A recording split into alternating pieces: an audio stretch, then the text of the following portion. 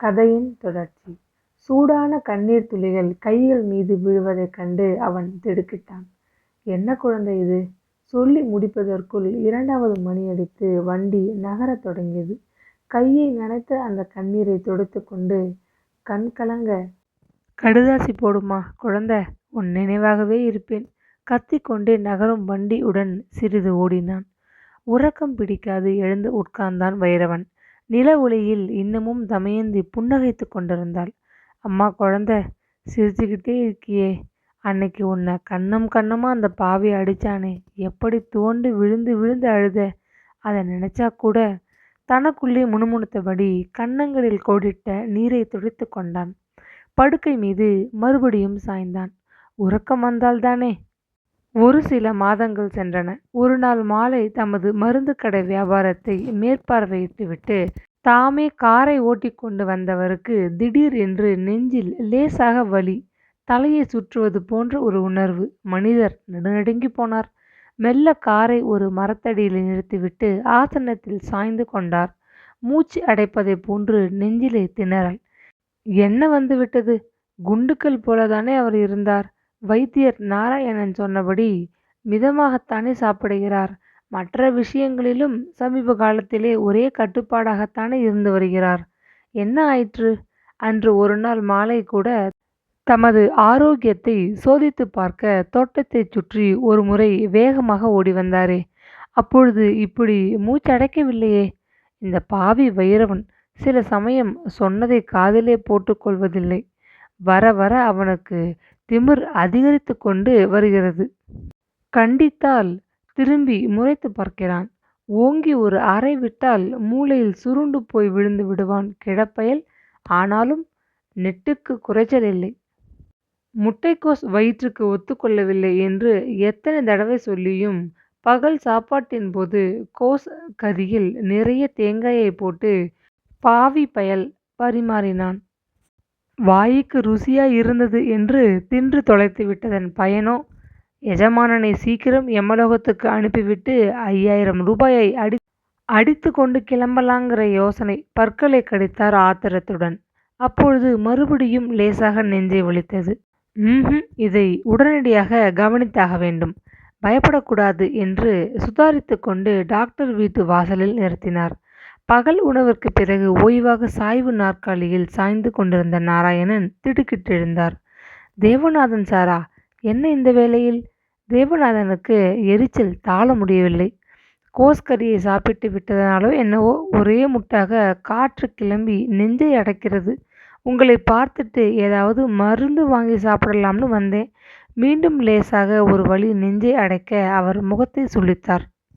காரிலே இருங்க, இறங்க வேண்டாம், நானே வரேன். பரபரப்பாக நாராயணன் மருந்து பெட்டியுடன் வெளியே வந்தார். பின் ஆசனத்தில் படுக்க வைத்து அவரை சோதித்தார். என்ன சார் இது? ஒரு முட்டா இரத்த அழுத்தம் ஏறி கிடக்கிறதே. இதற்கு உடனடியாக ஓய்வு தேவை. வைத்தியரின் குரலில் கவலை தொனிந்தது. தேவநாதன் முகம் வெளுத்து போனார். முன்பு ஒரு தடவை பரிசோதித்த போது ஒன்றுமில்லை, உடம்பு நல்லா இருக்குன்னு சொன்னீங்களே, இப்ப என்ன வந்து விட்டது? மனித காயம் அனித்தியம்னு அதுக்கு தான் சொல்வது. 40 வயதை தாண்டியவர்களுக்கெல்லாம் இரத்த அழுத்தம், சர்க்கரை வியாதி, மாரடைப்பு, புற்றுநோயின்னு பல நோய்களை எதிர்பார்க்கலாம். கொஞ்ச காலமாக நீங்க அதிகமாக அது சாப்பிட்றீங்களா? ஐயையோ, மதுவையும் மாமிசத்தையும் மற்ற விஷயங்களையும் எப்பவோ விட்டு தொலைச்சிட்டேன். உங்க காரை நானே ஓட்டி கொண்டு வரேன். ஒரு ஊசி போடுறேன். நல்லா தூங்குவீங்க. மனசுல எந்த கவலையும் வேண்டாம், தெரிஞ்சுதா? கவலை இல்லாத மனிதன் யாராவது உண்டா டாக்டர்? தேவநாதன் சிரிக்க முயன்றார். நோயாளிகள் கவலைப்படக்கூடாது. அவர்கள் கவலைகளை மறக்க வைக்க எங்ககிட்ட எத்தனையோ மருந்துகள் இருக்கு. உங்களுக்கு தெரியாத மருந்துகளா? எனக்கு தெரியும். உங்க மனசில் தமயந்தியை பத்தி ரொம்ப கவலை. அவள்தான் புத்தி கெட்டு போய் விட்டாள். அதை பத்தி நினைச்சு வேதனைப்படுறதுல என்ன லாபம்? நெஞ்சுவலி பொறுக்க முடியாது. தேவநாதன் கண்களில் நீர் புரண்டது. வைத்தியர் அதை வேறு விதமாக எண்ணிக்கொண்டார். பாவம் மனிதருக்கு அந்த அனாதை பெண் மேல் எத்தனை பாசம்! தமக்குள்ளே சிரித்தார். நீங்க உங்க சொத்து அத்தனையையும் அவளுக்கு எழுதி வச்சிருக்கீங்களாமே, கேள்விப்பட்டேன். உங்க தாராள மனசு யாருக்கு வரும்? உங்கள் தர்மம் உங்களை காக்கும், பயப்படாதீங்க. ஒரு 10 நாள் ஓய்வா படுக்கையில் இருந்தால் சரியாயிடும். திருச்சியில் என் நண்பன் சபேசன் பெரிய கார்டியாக் ஸ்பெஷலிஸ்டாக பிராக்டிஸ் பண்ணுறானே, தெரியுமில்லையா? அவனை இன்னைக்கே வரவழைக்க ஏற்பாடு பண்ணுறேன். தலையை ஆடினார் தேவநாதன். அதற்குள் உயில் விவகாரம் ஊர் முழுவதும் பரவிவிட்டிருக்கிறதே. திருப்தியுடன் புன்னகைத்தார். அன்று இரவு காரில் புறப்பட்டு திருச்சியிலிருந்து வந்த ஸ்பெஷலிஸ்ட் அவரை நன்கு சோதித்தார். இரத்த அழுத்தம் அதிகமாகிவிட்டதனால் லேசாக மாரடைப்பு வந்திருக்கிறது. ஓய்வு, பத்திய மருந்துகள் இவைகளால் விரைவில் குணப்படுத்தி விடலாம். கவலைப்படுவதற்கில்லை என்று தைரியம் கொடுத்தார். மாடி படுக்கை அறையிலேதான் அவர் ஓய்வாக படுத்து கிடந்தார். உடம்புக்கு வந்து விட்டதாமே. அதற்குள் கிராமத்திலே கிசுகிசுப்பு. பஞ்சாயத்து தலைவர் படை திரட்டிக்கொண்டு பார்த்து போக வந்துவிட்டார். அதற்கு பின் கடையாட்கள், வயலில் வேலை செய்கிறவர்கள், தெரிந்தவர்கள், தெரியாதவர்கள் என்று சாறை சாறையாக மக்கள் அவரை காண வந்து கொண்டிருந்தனர். குடம் குடமாக வைரவன் காப்பியை கலக்கி விநியோகித்து கை ஓய்ந்து போய் கொண்டிருந்தான். அவருக்கு கொடுத்த 3 வார ஓய்வுக்குள் அவன் படுத்து விடுவான் போல் அதிகப்படியான வேலைகள்.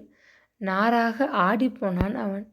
ஆனாலும் எல்லாவற்றையும் வேடிக்கை பார்ப்பது போன்றது ஒரு மௌனம். ஸ்பெஷலிஸ்ட் அவரை படுக்கை நின்று எழுந்து நடக்கலாம், உலாவலாம், இனி பயமில்லை. இளஞ்சூடான நீரில் குளிக்கலாம்.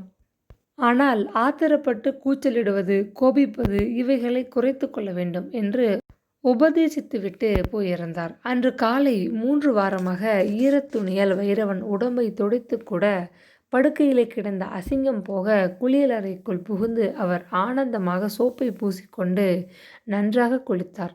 சுத்தமான ஆடைகளை அணிந்து கொண்டு படி இறங்கி கீழே வந்தார். பத்தியத்தில் மனிதர் பாதி அளவாக வற்றி போய் விட்டிருந்தார். பூஜை அறைக்குள் சென்று பூக்களை அள்ளி முருகன் மீது வாரி போட்டு காப்பி பலகாரத்தை மிதமாக சாப்பிட்டார். பத்திரிகையை புரட்டினார். பின்னர் மெல்ல தோட்டத்திற்குள் இறங்கி நிழலில் ஓரமாக வைத்தியர் சொன்னபடி உலாவத் தொடங்கினார். தோட்டத்தில் ஒரு மூலையில் கோழி கூண்டு ஒன்று பெரிதாக கட்டப்பட்டிருந்தது. இப்பொழுது காலியாக கிடந்தது. கொஞ்ச காலமாக அவர் மாமிசம், முட்டை எல்லாவற்றையும் கைவிட்டிருந்தார்.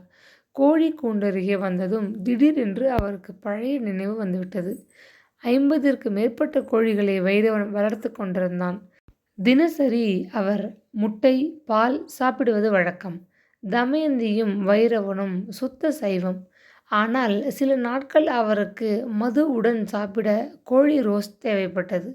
அப்போது தோட்டக்காரன் உதவியுடன் ஒரு கோழியை அடித்து மருதாம்மாள் உபயோகித்த அறையிலே தனி பாத்திரங்களிலே அவருக்கு கோழி வறுத்து கொண்டு வந்து ரகசியமாக மாடி அறையில் அவன் வைப்பதுண்டு.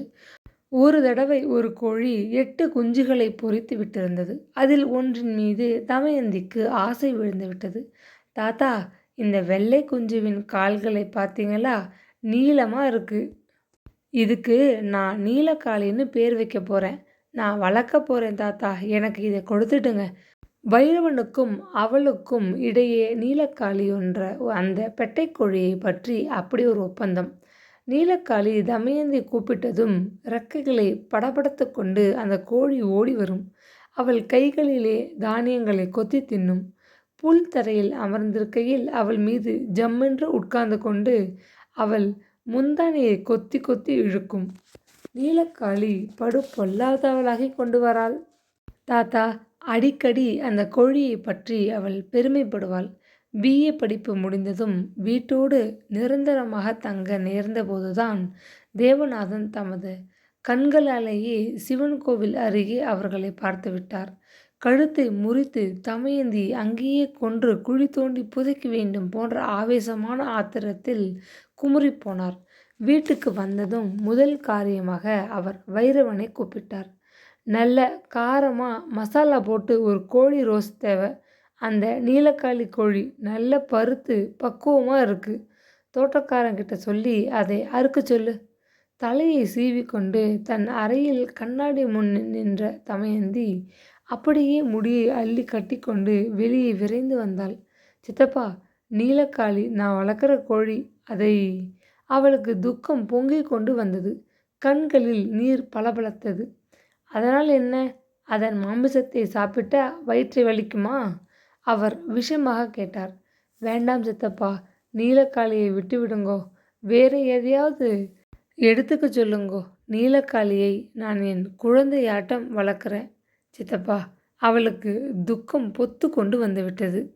விம்மி விம்மி அழத் தொடங்கினாள். நீலக்காளி தனக்கேற்பட்டுள்ள ஆபத்தை உணர்ந்து கொண்டது போல் எஜமானி காப்பாற்ற மாட்டாளா என்ற தவிப்பில் தோட்டக்காரன் கையில் சிறகை படபடத்து கொண்டு கொக் கொக் என்று கூவிய போது தமயந்தி ஓவென்று அழுதுவிட்டாள். சித்தப்பா, உங்களை கையெடுத்து கும்பிடுறேன், என் நீலக்காளியை விட்டுடுங்க. அவள் குழந்தை போல் விக்கி விக்கி அழுதாள். ஷட்டப், பெரிய நாடகம் போடுறியே, உருமிய தேவநாதன் தோட்டக்காரனுக்கு சைகை காட்ட அவன் ஓட்டு கட்டடத்திற்கு நீலக்காளியுடன் விரைந்தான். கொஞ்ச நேரத்தில் அதனுடைய கூக்குரல் அடங்கியது. தோட்டக்காரன் கையை கழுவிக்கொள்ள பின்பக்கத்து தொட்டி அருகே வந்தபோது தேவநாதன் உரத்து சிரித்தார். உன் நீலக்காளி சிவலோக பிராப்தி அடைந்து விட்டாள் பாரங்கே. தோட்டக்காரன் கை விரல்கள் மீது படிந்திருந்த இரத்தத்தையும் அந்த கத்தியையும் கண்ட தமயந்தியின் உடல் வெடவெடவென்று நடுங்கியது. ஓவென்று அலறிக்கொண்டு பூஜை அறைக்குள் ஓடி தரை மீது சுருண்டு விழுந்தாள். முகம் சிவக்க அவள் குமுறி அழுவதைக் காண சகிக்காத வைரவன் மனம் கரைந்து போனான். எழுந்துருமா. எதுக்கு போய்? எப்படி தாத்தா அவருக்கு மனசு வந்தது? என் குழந்தையைப் போல் வளர்த்தேனே, வளர்த்ததை வறுத்து திங்கும் அளவு அத்தனை கொடுமையான மனசா? விம்மினாள். உள்ளே வந்தார் தேவநாதன். தமயந்தி பெருங்குரலில் அதட்டினார். வளர்த்த கோழியை அறுத்துட்டேன்னு இப்படி அழுகிறாயே? நான் வளர்த்த பச்சை கிளியை ஒரு பூனை திங்க முயற்சிப்பதை பார்த்த பிறகு என் மனசு எப்படி இருக்கும் புரிஞ்சுக்கோ, தேவநாதன் கர்ஜித்தார்.